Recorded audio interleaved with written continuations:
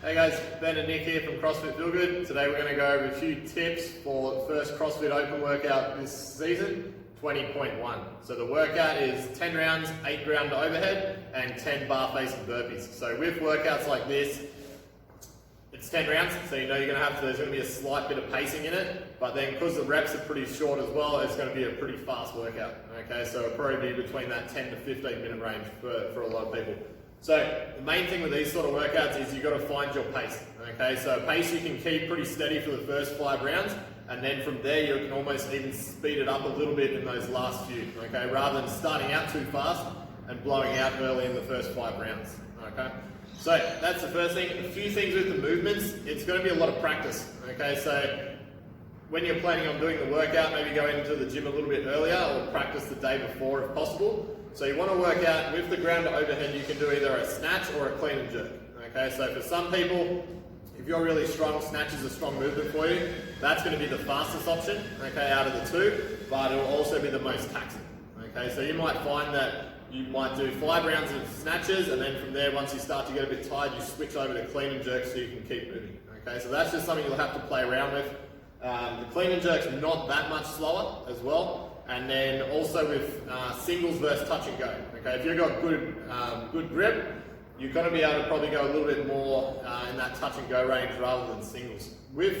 As it's a burpee, the other movement, it's not going to stress your grip, so your grip will actually get a little bit of recovery there. So you might start out with touch and go as long as you can, and then switch over to singles so you can keep moving. Okay. A few things with the burpee this year, you can step. Okay, so what we want it to look like, we'll go jump back, jump 1 foot up, so it's more of a step action, and then he'll go over. Okay, so you saw with that, just jump up again, stop it here, up to the top. So you'll notice here, he can jump straight over the bar, okay? That's what you want to practice. What's a killer with the time is if you do this. If you don't get your foot up far enough, and then you have to take another additional step and then go over. That's going to slow you down every single round, okay? And out of 100 burpees, that'll add up, okay? So that's another thing you want to practice before you actually do the workout as well. The step will keep your heart rate a lot lower throughout the workout rather than the 2-foot jump up. Okay, so that's one thing we want to work on. With the warm-up, there's a lot of hip opening and hip closing with the snatch or the clean and jerk, and also the burpee. So good warm-up we can do is you want to focus on 3 elements. So the first one we'll do is our hip flexor. So hip will come down. Whichever knee's on the ground, we want to reach up, open that side up. From there, you'll just step forward into the next side. So you hang out for about 3 to 5 seconds on the ground, squeezing that glute each time. So we like to do this for about 10 to 15 meters up. On the way back, we'll do a hamstring stretch.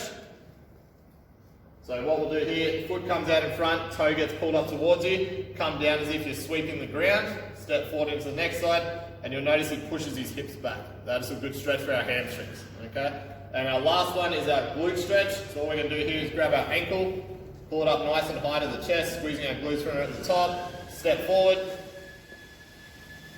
and into the other one, okay? So that'll be a good warm-up. Do about 10 to 15 meters each of each movement, and then that'll get your hips prepped for 20.1. Enjoy. We'll see you at 20.2.